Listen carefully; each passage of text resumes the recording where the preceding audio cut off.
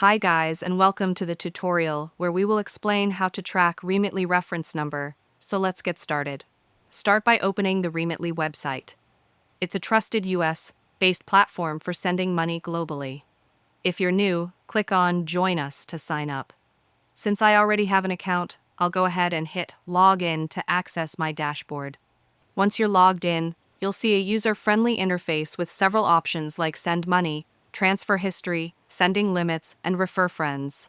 To check your transaction details, click on the Transfer History tab at the top.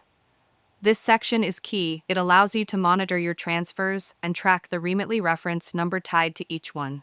If you click on All Transfers, you'll see a complete list of your transactions, including their reference numbers. The In Progress tab shows any ongoing transfers that haven't yet been completed. The Delivered section will list all successfully completed transactions. Since I haven't sent any money yet, my history is currently empty. But when you do have transactions, you'll also notice that Remitly displays 10 transactions per page, making it easier to navigate.